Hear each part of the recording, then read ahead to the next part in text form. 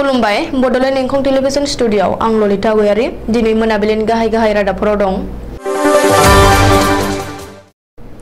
बड'फानि सानस्रियानो आबुं हारि महरै थांना थानायनि सानस्रि दिपेन बर'। बिटिसि खुंथाया थामथि एरि सान फालिदों। नगावआव बन्दक बेंकनिफ्राय रां दाहार लानानै ड्राग्स फालांगि खालामदों। नगावआव बन्धन बेंकनिफ्राय रां दाहार लानानै ड्राग्स फालांगि खालामदों। पुलिसआ एनकाउन्टाराव मोस्ट वान्टेड खयला माफिया आब्दुल आहाद लक्सरनि जिउ खहा। संग्रा गेसनि बेसेना 104 रां बांदों। दुलाराय धेमाजि जिल्ला कन्स्ट्राक्सन इउनियनआ 12थि लेबार सान खुंदों। अदालगुरि जिल्ला एबसुनि बानजायनायाव बड'फानि 32थि थैनाय सान फालिदों।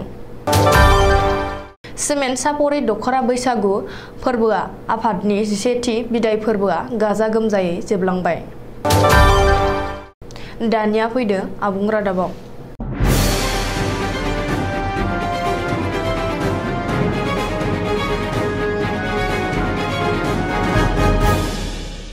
दिनै 1 मे बड'फा उपेन्द्रनाथ ब्रह्मनि 32थि थैनाय सान।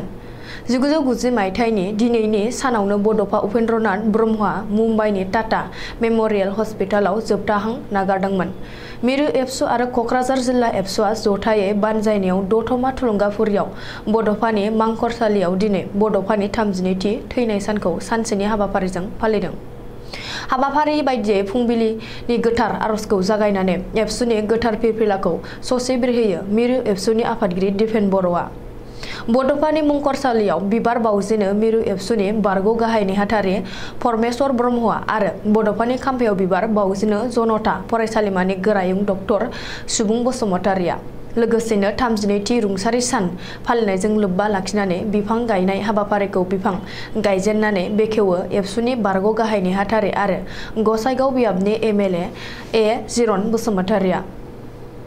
मख'नो गोनांदि एबसुनि फिरफिला बिरहोनायजों लोब्बा लाखिनानै सुंद' बिबुंथियाव मिरु एबसुनि आफादगिरि दिपेन बर'आ साफ्रोमबो बर' फरायसा बड'फानि सानस्रिखौ फोथांना लाखिलांनायजों लोगोसे मावफुंनो थाखायबो थियारि जानांगोन होनना बुंथियो।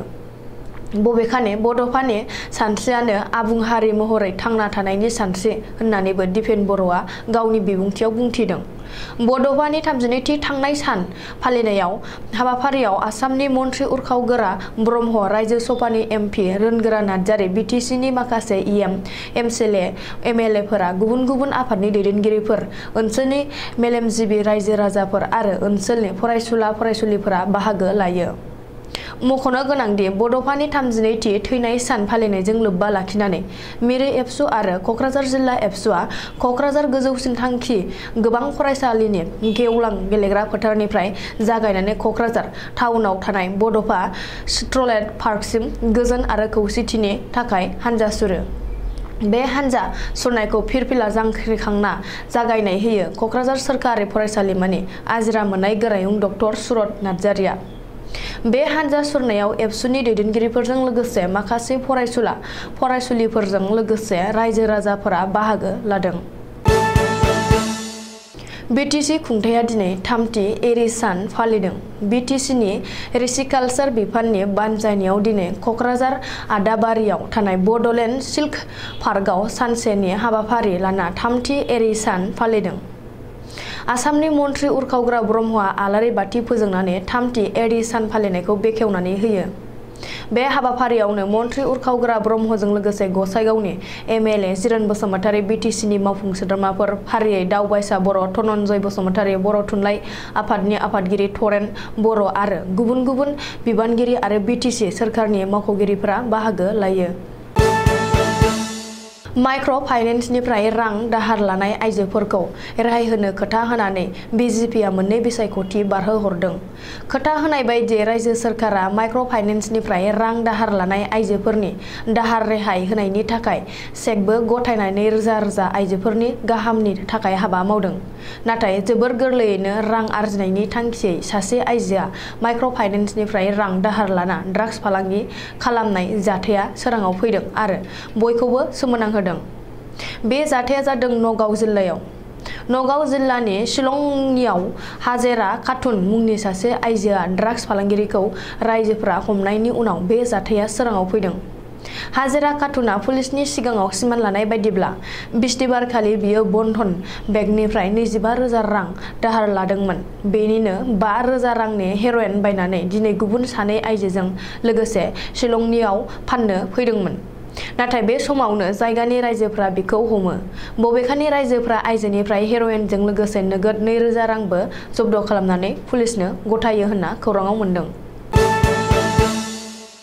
हाइलाकान्दि जिल्लायाव फिन पुलिसआ एनकाउन्टार। बे एनकाउन्टाराव रायजोनि मस्ट वान्टेड खयला माफिया आब्दुल आहाद लक्सारआ जिउ गोमायो। हाइलाकान्दि आरो करिमगन्ज जिल्लानि सिमनायारि लक्ष्मीगढ़ ओनसोलाव थानाय हरनि 1:50-30 रिंगायाव जादों बे एनकाउन्टार जाथाया। रिपर्ट बादिब्ला सनिबारखालि हाइलाकान्दि पुलिसआ करिमगन्ज जिल्लानि सुतारकान्दिनिफ्राय एरेस्ट खालामदोंमोन रायजोनि मस्ट वान्टेड खयला माफिया आब्दुल आहाद लक्सारखौ। बेनि उनाव आब्दुल आहाद लक्सारखौ देहायारि आनजाद नायनो थाखाय देहा फाहामसालियाव लानानै थाङो। नाथाय देहा फाहामसालियाव खाबु लाना पुलिसनि जिम्मानिफ्राय खारखोमालांनो नाजायो। जाउनाव बेखौ एरेस्ट खालामनो थाखाय पुलिसआ गुलि गावनो गोनां जायो आरो पुलिसनि गुलि नांजाना आब्दुल आहाद लक्सारआ जिउ गोमायो। ओरैहाय आब्दुल आहाद लक्सारखौ थानाय हराव पुलिसआ एनकाउन्टार खालामनाय जाथायखौ लानानै हाइलाकान्दियाव दुंहाव थासारि सोमजिदों। जोबोर गोनांथार जाग्रा मुवा बेसाद पेट्रल डिजेलनि बेसेन बांलांनायनि उनाव दिनै आरोबाव संग्रा गेसनि बेसेना बांदों। संग्रा गेसनि बेसेना लान्थ्रि बांनायाव सरासनस्रा रायजोफ्रा गोब्राब जेंनाजों मोगा-मोगि जानांगासिनो दं। मख'नो गोनांदि मे दाननि गिबि सान एबा दिनै निला सिलिन्डार एबा फालांगियारि संग्रा गेसनि बेसेना गंफ्रोम सिलिन्डाराव 104 रां बांदों। हादरनि थाव कम्पानि इन्डियान अइलआ दिनैनिफ्राय फालांगियारि संग्रा गेसनि बेसेनखौ एबा गंफ्रोम निला सिलिन्डारनि बेसेनखौ 104 रां बारायनो बिथांखि लादों। ओरैहाय न'आव बाहायग्रा संग्रा गेसनि बेसेनाव जेबो रोखोमनि सोलाय-सोल' खालामनायखौ नुनो मोननाय जायाखै। बेखौबो मख'नो नांगोन दि थांनाय दानावसो फालांगियारि संग्रा गेसनि बेसेनखौ गंफ्रोम सिलिन्डाराव 268.50 रां बारायदोंमोन। दुलाराय बुहुमजों लोगोसे 1 मे रबिबारखालि लेबार सानखौ धेमाजि जिल्लानि सिमेन्ट सापरियाव थानाय दुलाराय धेमाजि जिल्ला कन्स्ट्राक्सन एन्ड आर्ट अर्गेनाइजेशन सेक्टर इउनियनआ गावसोरनि मावखुलि लांगोनायाव बुहुमनां मे दिबसजों लोब्बा लाखिनानै 12थि बोसोरारि मे दिबस फालिदों। फुंबिलि 8 रिंगायाव आफादनि फिरफिलाखौ इउनियननि आफादगिरि खरेन बसुमतारिया बेरहोखांनायनि उनाव लोगो आफादगिरि सुनिल बसुमतारिनि दैदेननायाव हानजा सुरनाय हाबाफारिया लायो। सानजौफुनि 12 रिंगानिफ्राय आफादगिरि खरेन बसुमतारिनि दैदेननायाव मोनसे गेवलां मेल खुंनाय जायो। हाबाफारियाव हांख्राय हरजानाय आलासि महरै बाहागो लायो के पाटिर गोजौ फरायसालिनि आजिरा मोननाय फोरोंगिरि जय नारायण उपाध्याय आरो एस.बि. बर' गेजेर फरायसालिनि आजिरा मोननाय गाहाय फोरोंगिरि बिरेन्द्र कुमार ब्रह्म बिथांमोना। बेनि अनगायैबो गोबां मावफारियाफोराबो बे हाबाफारियाव गाजा-गोमजायै बाहागो लादोंमोन। उदालगुरि जिल्ला दुलाराय बर' फरायसा आफादनि बानजायनायाव बड'फा उपेन्द्रनाथ ब्रह्मनि 32थि थैनाय सान फालिदों। मख'नो गोनांदि दिनैनि सानावनो 1990 मायथाइनि 1 मे खालि बड'फा उपेन्द्रनाथ ब्रह्मआ जोबथा हां लादोंमोन। टंला गोजौ फरायसालिनि लांगोनायाव खुंनाय बे थैनाय सान फालिथायाव फुंनि समाव एबसुनि फिरफिला बिरहोयो जिल्लानि आफादगिरि लिहित चन्द्र बर'आ। बेनि उनाव बड'फानि मुसुखायाव बिबार बाउजेनो एबसुनि बारग' नेहाथारि नेरखां खाख्लारिया। गोजोन हानजा सुरनाय हाबाफारिखौ बेखेवनानै होयो टंला जौमा फरायसालिनि गोरायुं डक्टर प्रसेनजित दैमारिया। जिल्लानि दाब दाब जायगानि 2000निबो बांसिन फरायसा आरो दिथागिरि बिगोमाफोरा बाहागो लानाय समाव एबसु लं लिभ जय बर' हारिनि जय बर' राव गेवलांथों बायदि स्लगान आवरायनानै टंला सोहोरखौ सोगोमखां होयो। मख'जायोदि बे थैनाय सानजों लोब्बा लाखिनानै गोजोन हानजा सुरनाय टंला जौमा फरायसालिनिफ्राय जागायजेननानै टंला नोगोरनि गेजेरजों सिरिंबाङै खुमुरिकाटासिम फैना गिदिंफिननानै फिन टंला जौमा फरायसालिनि लांगोनायाव थुंगियो। बेयावनो जिल्लानि आफादगिरि लिहित चन्द्र बर'नि आफाद सामलायनायाव मोनसे बड'फानि गोसोखांथियाव गेवलां सावरायमेल जायो। बे मेलाव बड'फाजों समानै सोमावसारनाय समाव हारिनि खामानि मावनाय खगेन बसुमतारिया बे मेलखौ बेखेवनानै होयो। मोनसे समनि बोखावजायै दरं जिल्ला एबसुनि बुंथिगिरि खौलां दैमारिया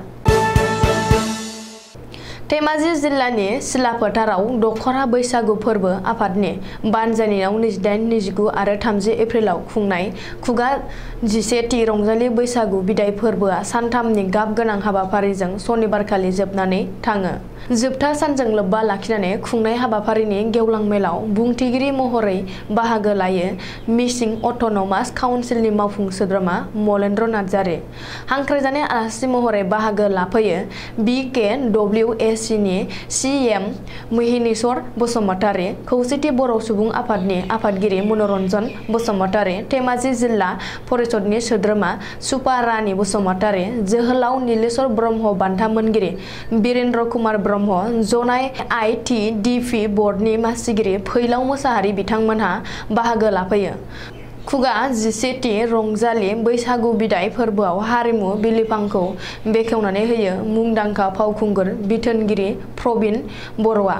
हारिमु बिलिफाङावनो हांख्रायजानाय देंखोगिरि महरै धनन्जय बर' आरो देंखोनि रानि बर'मोनहा बाहागो लाफैदोंमोन।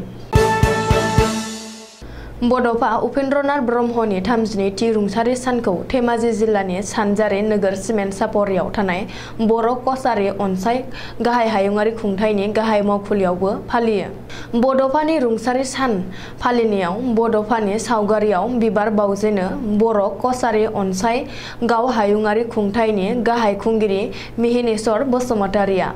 बे एखे हाबाफारियावनो बाहागो लायो बारग' BLT अनसाय आफादनि गाहाय नेहाथारि बिस्तिराम नार्जारि, UBPOनि हारिमु नेहाथारि निर्मल ब्रह्म, मिसिं अट'नमास काउन्सिलनि EM मलेन्द्र नार्जारि, धेमाजि जिल्ला UPPOनि बोसोनगिरि जनाराम ब्रह्म, आफादगिरि राथिराम बसुमतारि, गाहाय नेहाथारि दीपांकर नार्जारि, धेमाजि जिल्ला परिषदनि सोद्रोमा सुफारानी बसुमतारि, धेमाजि जिल्ला आबोबनि बोसोनगिरि सोरजिला औवारि बिथांमोनहा।